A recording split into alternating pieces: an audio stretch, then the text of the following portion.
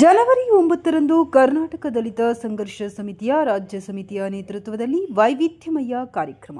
ಗಂಗಾವತಿ ಕರ್ನಾಟಕ ದಲಿತ ಸಂಘರ್ಷ ಸಮಿತಿ professor B Krishnappa ಬಣ ರಾಜ್ಯ ಸಮಿತಿಯ ನೇತೃತ್ವದಲ್ಲಿ ಇದೇ ದಿನಾಂಕ ಜನವರಿ 9ರಂದು ಶುಕ್ರವಾರ ಹಾಸನದ ಅಂಬೇಡ್ಕರ್ ಭವನದಲ್ಲಿ ವೈವಿಧ್ಯಮಯ ಕಾರ್ಯಕ್ರಮವನ್ನು ಆಯೋಜಿಸಲಾಗಿದೆ ಎಂದು ಕಲ್ಯಾಣ ಕರ್ನಾಟಕ ವಿಭಾಗದ ಅಧ್ಯಕ್ಷರಾದ ಹಂಪೇಶ್ ಹರಿಗೋಲ್ ಹೇಳಿದರು.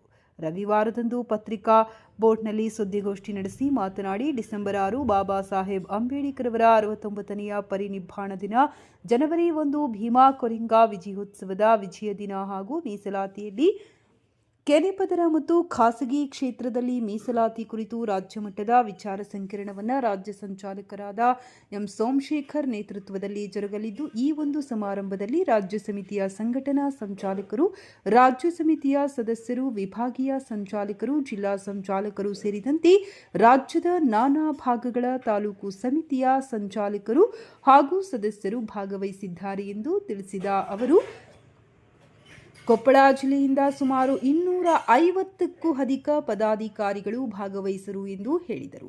ಸುದ್ದಿಗೋಷ್ಠಿಯಲ್ಲಿ ಜಿಲ್ಲಾ ಖಜಾಂಚಿ ಯಮನೂರಪ್ಪ ನಾಯಕ್, ಜಿಲ್ಲಾ ಉಪಾಧ್ಯಕ್ಷ ಈರಪ್ಪ ನಾಯಕ್, ತಾಲೂಕು ಅಧ್ಯಕ್ಷ ದುರ್ಗಪ್ಪ ಹೊಸಳ್ಳಿ, ಜಿಲ್ಲಾ ಕಾರ್ಯದರ್ಶಿ ಮಲ್ಲಿಕಾರ್ಜುನ್ ಶಿವಪ್ಪ ಹೊಳಕಿಹಾಳ್, ಕನಕಗಿರಿ ಸಂಚಾಲಕ ಹನುಮಗೌಡ, ತಾಲೂಕು ಕಾರ್ಯದರ್ಶಿ ಯಮನೂರಪ್ಪ ಸೇರಿದಂತೆ ಮತ್ತಿತರರು ಉಪಸ್ಥಿತರಿದ್ದರು.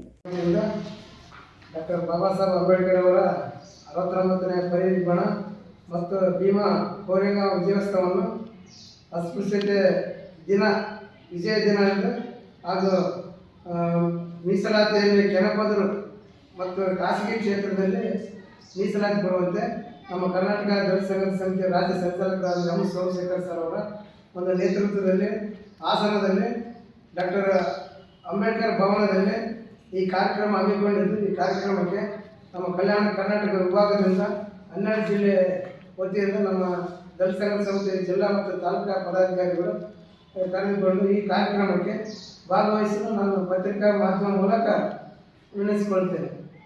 ಯಾಕೆಂದರೆ ನಮ್ಮ ಸುಮಾರು ವರ್ಷಗಳಿಂದ ಡಾಕ್ಟರ್ ಬಾಬಾ ಸಾಹೇಬ್ ಅಂಬೇಡ್ಕರ್ ಅವರ ಸಂವಿಧಾನಾತ್ಮಕವಾದ ಒಂದು ಹೋರಾಟ ಏನಪ್ಪ, ಪ್ರೊಫೆಸರ್ ಬಿ ಕೃಷ್ಣಪ್ಪ ಅವರ ಒಂದು ಹೋರಾಟದ ಹಾದಿಯಲ್ಲಿ ನಾವು ಏನಂದ್ರೆ ದಲಿತ, ಹಿಂದುಳಿದ, ಅಲ್ಪಸಂಖ್ಯಾತರ ಏಳಿಗೆಗಾಗಿ ಹೋರಾಟ ಮಾಡುತ್ತಾ ಬಂದಿದ್ದು.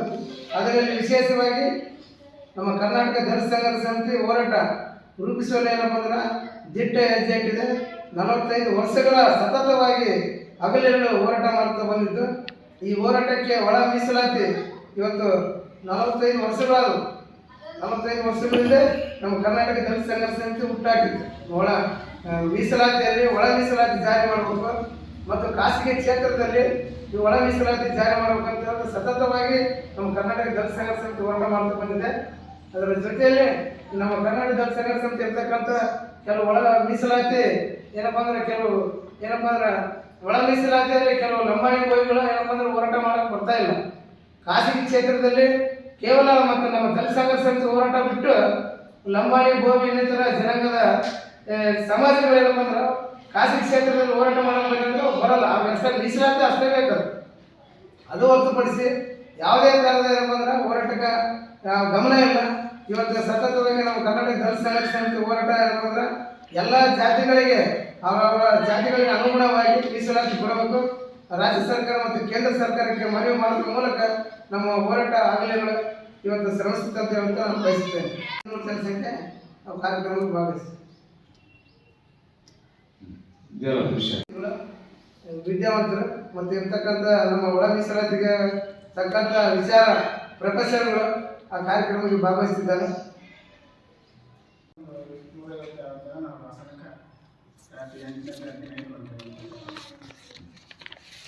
ಸೋಮಶೇಖರ್ ರಾಜ್ಯ ಸಂಚಾಲಕರು ಹಾಸನ, ರಾಜ್ಯ ಸಂಘಟನಾ ಸಂಚಾಲಕರು V Narayanaswamy Kolar, M Devaraj Mangaluru, Andani Somanahalli Mandya, PM Krishnappa Anekal Bengaluru, H N Sadananda Kumar Gauribidanur, Heggere Rangappa Davanagere, Hubballi Mylappa Davanagere, Vijayanagara Chandrashekar S Bengaluru, Bhagyamma Narayanaswamy ರಾಜ್ಯ ಸಂಚಾಲಕಿ ದಲಿತ ಮಹಿಳಾ ಒಕ್ಕೂಟ ಚಿಕ್ಕಬಳ್ಳಾಪುರ.